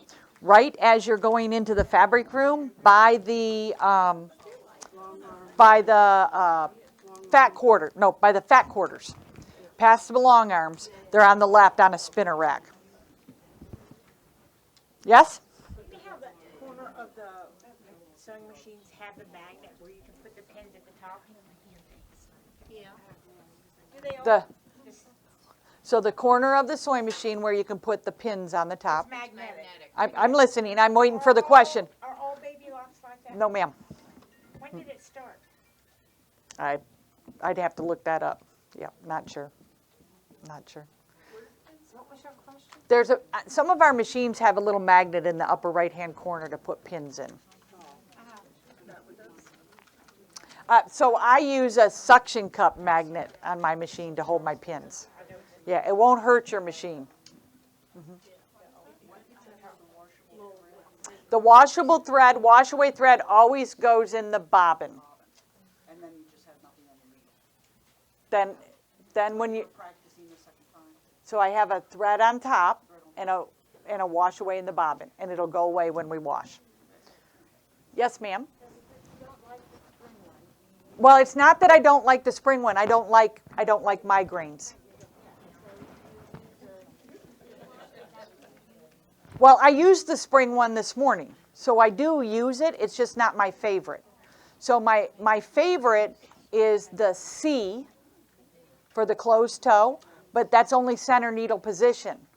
But because I was doing wider, I used the spring. But there are all kinds of them. So I pulled a bunch of them out. Let's put these up here so Jack can get pictures of them for you.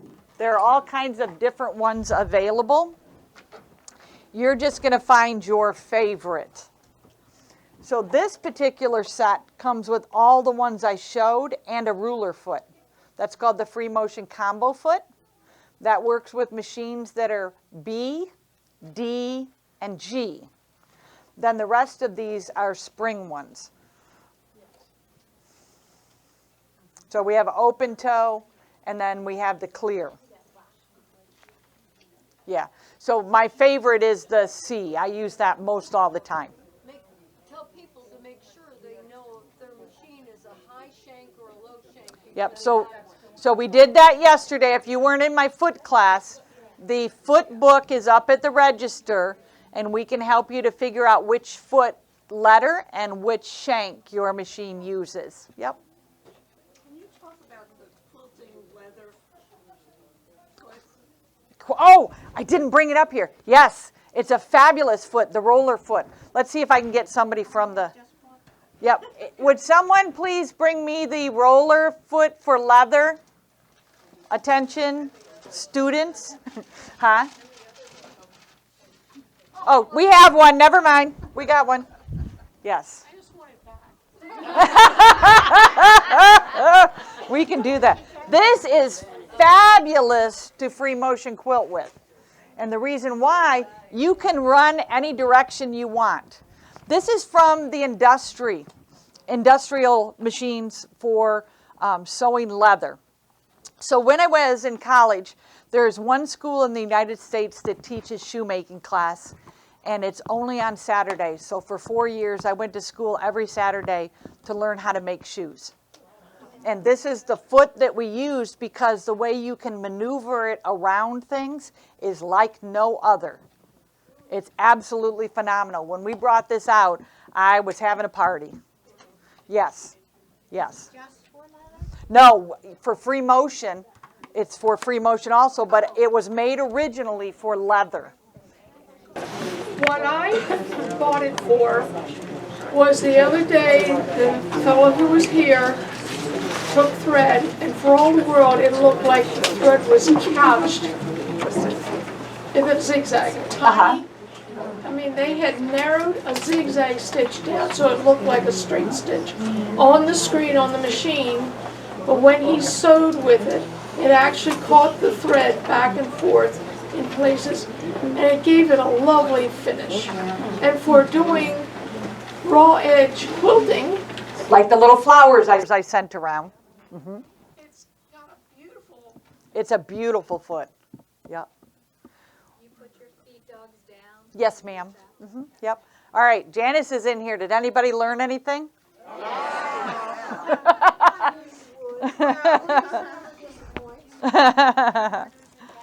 Well, again, I'm leaving today, so thank you for coming to classes. You're welcome. And I think I'll probably get to come back. I'll bring a different trunk show. Again, I have a few trunk shows, so I'll bring a different trunk show. But, yep, you'll see me Janice will see me before, but you'll definitely see me in May and next November. So I've already put it on my calendar to help out. I'll be glad to teach some more classes. Yep. So you guys ready to stop for a little lunch and shopping? Stretch